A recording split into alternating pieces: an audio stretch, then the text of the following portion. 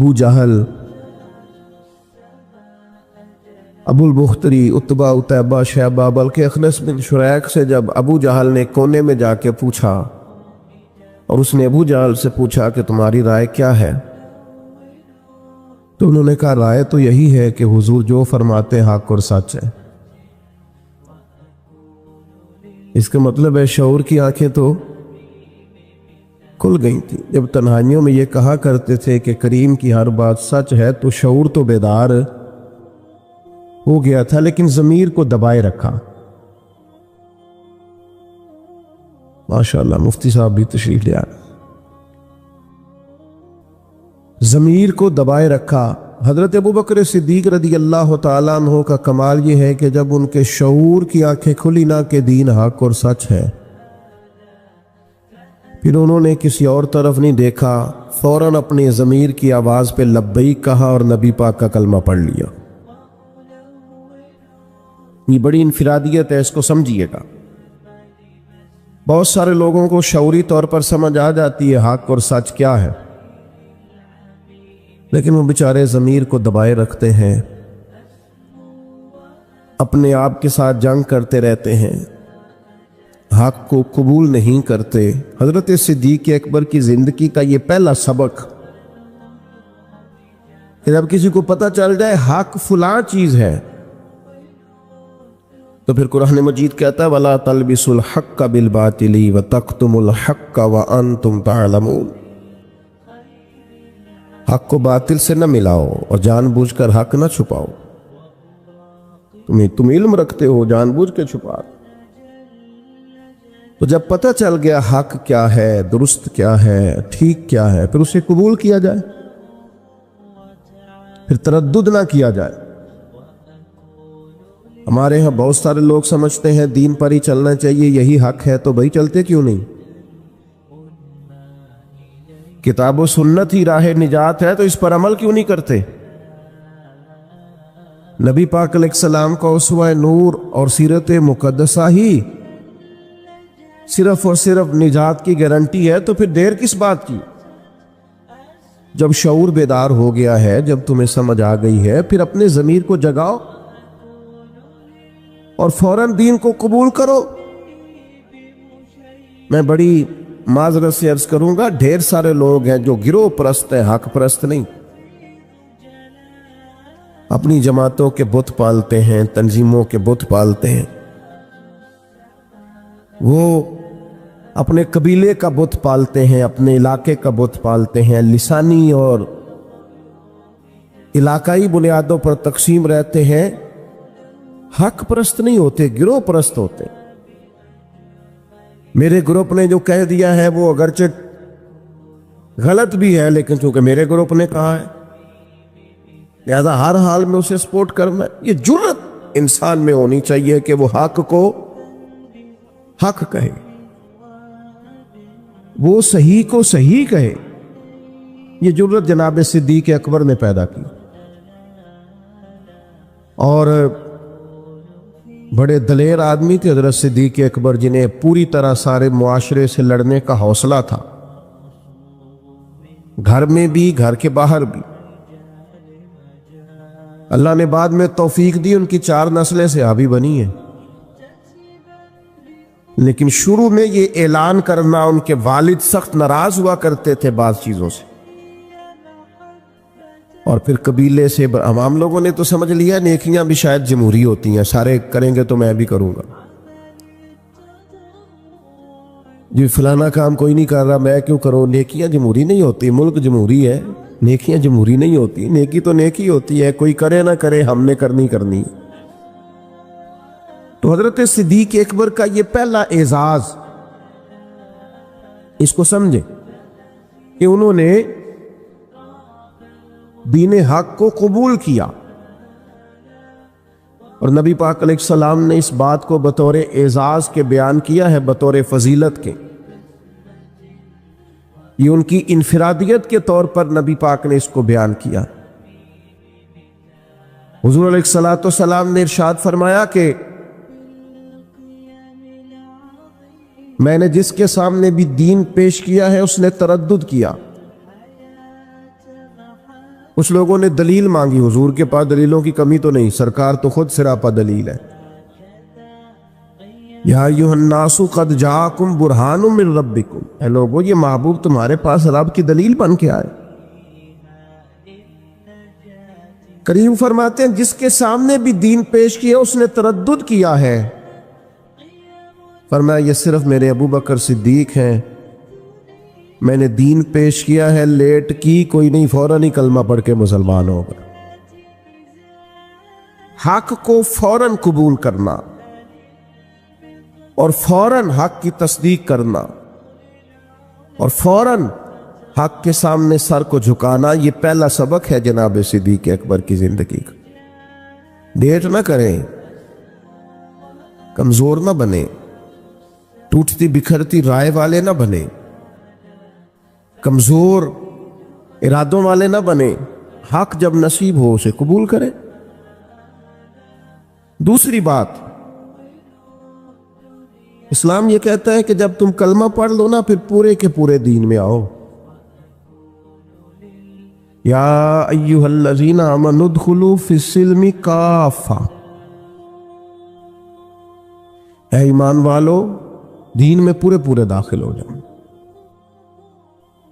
جب دین قبول جو کر لیا ہے، مان جو لیا ہے، تو پھر جتنی باتوں کی دین تعلیم ارشاد فرماتا ہے ان ساری باتوں پر عمل کیا جائے،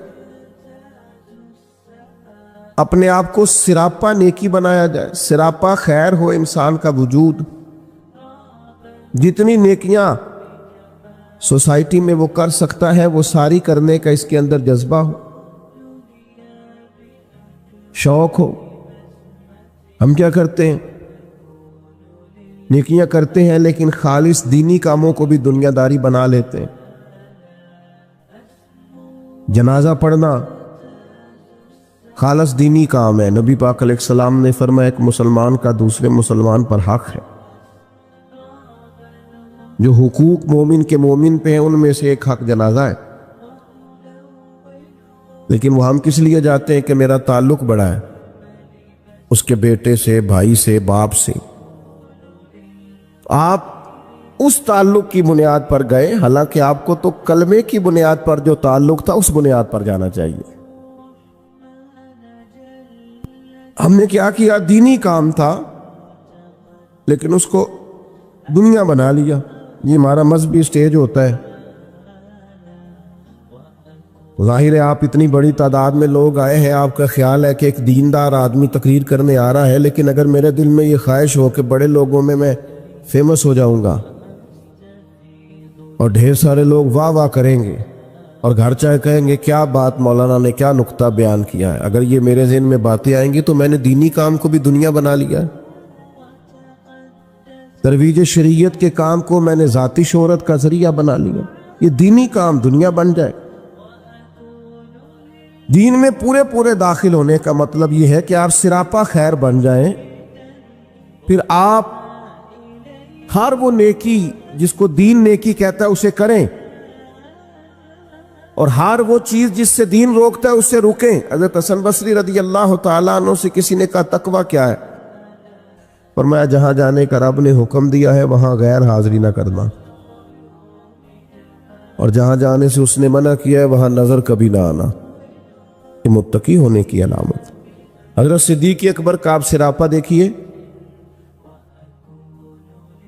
نبی پاک علیہ السلام نے صحابہ سے فرمایا یہ دیکھے، ہو سکتا ہے معاذ اللہ کسی کے دل میں خیال ہو کہ یہ شاید کوئی معمولی چیزیں ہیں، لیکن یہ تعمیر شخصیت میں اور کردار سازی میں کلیدی حیثیت رکھتی ہیں یہ چیزیں۔ حضور نے صحابہ سے پوچھا بتاؤ بھئی آج جنازے میں کسی نے شرکت کی ہے؟ تو تمام خاموش تھے۔ جناب صدیق اکبر نے ہاتھ کھڑا کر کے عرض کی حضور مجھے اللہ نے یہ سعادت عطا کی۔ نبی پاک علیہ السلام نے فرمایا آج تم میں سے کوئی روزہ دار بھی ہے؟ عرض کی یا رسول اللہ مجھے اللہ نے توفیق دی ہے۔ صرف حضرت صدیق بولے پھر نبی رحمت صلی اللہ تعالی علیہ وسلم نے پوچھا آج کسی نے کسی مسکین کو کھانا کھلایا؟ سب خاموش تھے، صرف حضرت صدیق کو آج یہ اعزاز حاصل ہوا، ہاتھ کھڑا کر کے عرض کی یا رسول اللہ مجھے یہ موقع ملا۔ یعنی جس سوال پر سرکار استفسار کرتے اسی سوال کے جواب میں جناب صدیق اکبر ہاتھ کھڑا کر کے کہتے یا رسول اللہ مجھے یہ موقع ملا۔ آپ بات کو سمجھیں، جب دین قبول کر لیا پھر سراپا نیکی بن جائے، پھر جو بھی خیر کا کام حضور علیہ السلام نے فرمایا کسی نیکی کو بھی معمولی نہ سمجھو، کسی نیکی کو بھی معمولی نہ جانو، یہاں تک کہ کچھ نہ ہو سکے تو اپنے بھائی سے مسکرا کے بات ہی کر لو۔ حضرت صدیق اکبر رضی اللہ تعالی عنہ نے دین کے اس فلسفے پر حقیقی طور پر عمل کیا اور ہر خیر کو، ہر نیکی کو دوڑ دوڑ کے حاصل کیا۔ اسی لیے سرور کائنات علیہ السلام نے فرمایا قیامت کے دن کچھ روزہ دار ہوں گے، انہیں جنت میں ایک روزے داروں کا دروازہ ہے، وہاں سے آواز دی جائے گی روزے داروں ادھر آ جاؤ، اس دروازے سے گزرو۔ ایک دروازہ وہ ہے جہاں سے سخی گزریں گے، ایک وہ ہے جہاں سے مجاہد گزریں گے، ایک وہ ہے جہاں سے حاجی اور مکے اور مدینے کے زائر گزریں گے۔ حضرت صدیق نے عرض کی حضور میں کس دروازے سے گزروں گا؟ فرمایا ابو بکر سارے دروازے منتظر ہوں گے کہ کبھی ابو بکر یہاں سے گزر جائے نا، کبھی یہاں سے گزر جائے نا، کبھی یہاں سے گزر جائے نا۔ کیوں؟ اس لیے کہ ہر نیکی کو پہنچ کے حاصل کیا، ہر خیر کو پہنچ۔ ہم تو ویسے بھی اللہ خیر کرے کو دو ایک نیکیاں کر لیں وہ گنی ہوئی ہوتی ہیں، ہم نے وہ ساری ہمارے پاس طے ہوتی، سارا پتہ ہوتا۔ کتنے پیسے پچھلے سال مسجد دیے تھے پورا یاد ہے، اور بھئی جو سارا سال آپ نے اپنی ذات پر لگائے ہیں وہ بھی تو یاد ہونے چاہیے نا۔ نیکیوں کو لوگ گن گن کے شمار کر کے رکھتے ہیں جو بھولنے کی چیز تھی، اور معاذ اللہ جن کمزوریوں کو، غفلتوں کو یاد کرنا تھا انہیں بھول جاتے ہیں۔ تو حضرت صدیق اکبر سراپا نیکی بن گئے، سراپا کلمہ پڑھا تو ان کا وجود سراپا ایمان تھا، سراپا خیر تھا۔ کوئی بھی ایسا کام نہ کریں اس سے محسوس ہو کہ ہم وقت ضائع کرتے ہیں، ہمیں خیر سے وابستگی نہیں ہے۔ جو نیکی ملے فاستبقوا الخیرات، نیکیوں میں آگے بڑھ جاؤ، کوشش کریں کہ جلدی جلدی اپنے لیے خیر جمع کریں۔ لمحات بکھرتے جا رہے ہیں، وقت اپنا دامن چھڑاتا جا رہا ہے، زندگی سمٹ جاتی ہے، اور ہم دیکھتے ہیں کہ جلدی جلدی سکڑ جاتی ہیں چیزیں اور انسان کے ہاتھ کچھ بھی نہیں آتا۔ تو کوشش کی جائے ہمیشہ خیر جمع کرنے کی، بڑھ چڑھ کے نیکیاں کرنے کی۔ نبی کریم علیہ السلام نے فرمایا جنتیوں کی 360 علامتیں، کسی میں ایک بھی پائے جائے تو جنتی ہے۔ آپ کی توجہ ہے میری بات پر؟ کتنی علامتیں؟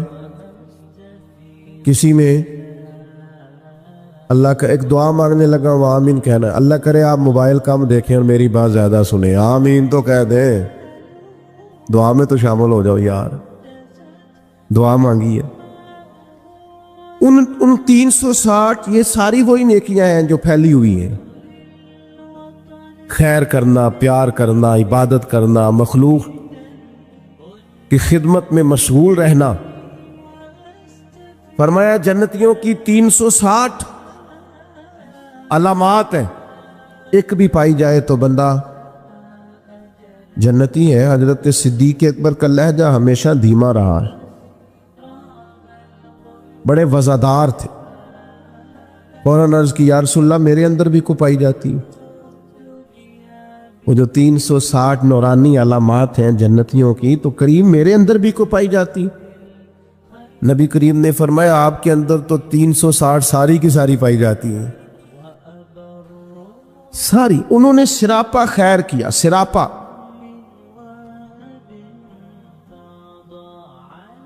ہم بھی بڑے مصروف لوگ ہیں. کوئی پوچھے جناب کی کیا پوزیشن ہے، کہتے ہیں بڑا مصروف ہوں. تو اگر پوچھا جائے کتنی دیر مصروف ہے تو کہتے ہیں 6 گھنٹے تو موبائل پہ مصروف ہونا. یہ جو راتیں ہیں نا، لمبی راتیں سردیوں کی، یہ تہجد پڑھنے کے دن تھے. اور یہ چھوٹے دن تھے سردیوں کے، یہ روزے رکھنے کے دن تھے. لیکن اس کے لیے جو عشاء کے بعد سو جائے، یعنی اگر 7 بجے عشاء پڑھی اور 6:15 فجر پڑھی تو اتنی لمبی رات بنتی ہے 10-11 گھنٹے کی. اور ڈاکٹر کہتے ہیں بڑا بھی زیادہ سوئیں تو 8 گھنٹے کافی ہے، تو 3 گھنٹے تو رات پھر بچ جاتی. یہ وقت تھا سحری میں اٹھنے کا، لیکن اس کے لیے جو عشاء کے بعد موبائل کی جان چھوڑے تاکہ سحری میں اٹھ سکوں. جب سوئے گا نہیں تو اٹھے گا کیسے؟ ہم اگر مزاج رکھتے ہو نا خیر کا تو اللہ تعالیٰ وقت میں بھی برکت پیدا کر دیتا ہے. کہ جو ہمارے بزرگ اتنی بڑی ضخیم کتابیں لکھ گئے، کتنی جلدیں ہیں ان کے وقت میں برکت تھی، وقت کو مینج کرتے تھے. لیکن خوش گپیاں ہماری سیریں، ہمارا آنا جانا، ہمارا موبائل کو وقت دینا، اس نے ہمیں بڑا الجھا دیا. حضرت عمر فاروق رضی اللہ تعالیٰ عنہ بیان فرماتے ہیں، کہتے ایک نابینا بیوہ اور بے اولاد خاتون تھی مدینہ منورہ میں. تو میں اس کے گھر کا کام کاج کر دیا کرتا تھا. تو ایک دن میں گیا تو میرے سے پہلے ہی کوئی بوڑھی اماں کے گھر کا کام کر گیا. آپ غور کیجئے گا، یہ مختلف انداز میں روایت مختلف جگہوں پہ ہے. صاحب کنز المال نے اس طرح لکھی ہے جس طرح میں بیان کر رہا ہوں. کوئی مجھ سے پہلے سارے کام کر گیا. بھلا کام کیا تھے؟ گھر میں جھاڑو دینا تھا، برتن مانجنے تھے، پانی بھر کے لانا تھا. کوئی مجھ سے پہلے کر گیا. اگلے دن گیا تو پھر کوئی مجھ سے پہلے کر گیا تھا. تیسرے دن گیا تو پھر. اب میں نے کہا ڈھونڈوں تو صحیح بندہ کون. فرماتے کہ میں چھپ کے بیٹھ گیا کہ میں دیکھوں تو صحیح کون ہے جو مجھ سے پہلے آتا ہے. تو کہتے ہیں سحری کا وقت تھا. امیر المومنین، خلیفۃ المسلمین، جانشین مصطفیٰ کریم صلی اللہ تعالی علیہ وسلم حضرت صدیق اکبر کا دروازہ کھلا. بیاں ہو کس زبان سے مرتبہ صدیق اکبر کا کہ محبوب خدا محبوب ہے صدیق اکبر کا. حضرت ابو بکر صدیق رضی اللہ تعالیٰ عنہ کا دروازہ کھلا. امیر المومنین ہے، عالمی سطح کے کام کرتے، ایک بہت بڑی اسٹیٹ کے سربراہ ہیں، ایک اتنی بڑی اسلامی سلطنت کو لیڈ کرتے ہیں. لیکن اتنے بڑے ہونے کے باوجود یہ ذوق بھی برقرار ہے کہ کسی کے گھر میں جھاڑو دے سکتے ہیں تو دے دیا جائے. کسی شخص کے گھر میں اگر برتن کسی بوڑھی کے مانجنے پڑے تو کر دیا جائے. فرماتے وہ میں نے دیکھا تو حضرت صدیق اکبر تھے.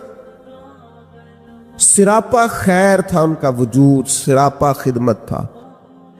ساری زندگی گزر گئی مذہب پہ بحث کرتے لوگوں کی، اس پر بھی بحث کر لو، اس پر بھی بحث کر لو، اس موضوع پر. عمل کب کرنا ہے؟ ساری زندگی ابحاث ہوتی رہیں گی. ساری زندگی صرف یہی مزاج ہوگا کہ دین کا کوئی موضوع ملے چلے علماء کریں گے ایک کے حق کے لیے کبھی بات کرنی ہوگی. لیکن عوام کے اندر جو اتنی بحث ہوتی، عمل کب کرنا ہے؟ ساری زندگی صرف ابحاث ہوں گی. بھائیو سنو، حضرت صدیق اکبر نے اپنے آپ کو سراپا خیر بنا لیا. اور تیسری بات جو آپ کی خدمت میں عرض کرنی ہے وہ یہ ہے کہ حضرت صدیق اکبر کے مزاج میں ڈٹنا تھا. ڈٹ جاتے تھے. اس دور کا سب سے بڑا المیہ یہ ہے کہ ہمارے ہاں استقامت نہیں ہے. کچھ دیر کے لیے لوگ کوئی کام کرتے ہیں پھر چھوڑ دیتے ہیں. ایک نوجوان مجھ سے کہنے لگا میں بڑے ہی کام کیے ہیں, کسی کام میں بھی کامیاب نہیں ہوا. میں نے کہا بس اسی لیے نہیں ہوئے. بڑے نہ کریں آپ کوئی ایک کریں, اس کو صحیح کر کے کریں, استقامت کے ساتھ کریں, روز کریں, پابندی سے کریں, اس پر محنت کریں, جد و جہد کریں. پتھر پہ پانی پڑے متصل تو بے شبہ کھس جائے پتھر کی سیل. ایک قطرہ قطرہ پانی مستقل پتھر پر گرے تو اس میں بھی سوراخ بن جاتا. تو آپ محنت کریں گے تو اللہ تبارک و تعالی اپنے فضل سے نتائج عطا فرمائے گا. لیکن اگر محنت ہی نہیں کر رہے. حضرت صدیق اکبر کی طبیعت میں ڈٹنا تھا. انہوں نے کلمہ پڑھا, پھر بڑی آندیاں چلیں, بڑے طوفان آئے, بڑا ٹکراؤ پیدا ہوا, بڑے حالات خراب ہوئے, لیکن حضرت صدیق اکبر ڈٹے رہے. حضرت صدیق اکبر نے نبی پاک کا ادب کیا صلی اللہ تعالی علیہ وسلم, تو جناب صدیق نے ڈٹ کے کیا. دنیا میں ایک فلسفہ بیان کیا جاتا ہے کہ جو زیادہ قریب رہتا ہے وہ ادب چھوڑ جاتا ہے, اور یہ بات غلط نہیں ہے, ایسا ہوتا ہے. جن لوگوں جو زیادہ قریب رہتے ہیں, جو زیادہ جن کو قربت ملتی ہے, کوئی چیز جن کو آسانی سے میسر آ جاتی ہے, وہ اس کی قدر نہیں کرتے. ہوتا ہے کہ زیادہ قریب میں رہنے والے لوگ اکثر قدر کر چھوڑ دیتے. لیکن حضرت صدیق اکبر کا کمال ہے, انہوں نے دنیا کا یہ فلسفہ ہی غلط کر دیا. انہوں نے کہا قریب بھی سب سے زیادہ میں رہا ہوں اور احترام بھی سب سے زیادہ میں نے کر کے دکھایا. قرب بھی سب سے زیادہ, ادب بھی. سب کوئی باہر سے آتا تھا تو حضرت صدیق اکبر اسے کونے میں لے جاتے تھے, پہلے نبی پاک کا ادب سکھاتے. کہتے یہ بڑی نازک بارگاہ, ادب گاہ ہیست زیر آسماں, از عرش نازک تر, نفس گم کردمی آیت جنید و با یزیدی جا. کونے میں لے جاتے اور حضور کا ادب سکھاتے. استقامت کے ساتھ خدمت کی, استقامت کے ساتھ دین پر ڈٹے رہے. اور جب نبی پاک صلی اللہ تعالی علیہ وسلم کا وصال ظاہری ہوا تو امت پر بڑا کٹھن وقت تھا. کچھ قبائل نے انکار کر دیا معاذ اللہ زکوٰۃ دینے سے, ارتداد کی طرف بڑھنے لگے. ایک لشکر سرکار نے روانہ کیا تھا. بعض لوگوں کی رائے ہوئی کہ اس لشکر کو ابھی نہ بھیجا جائے,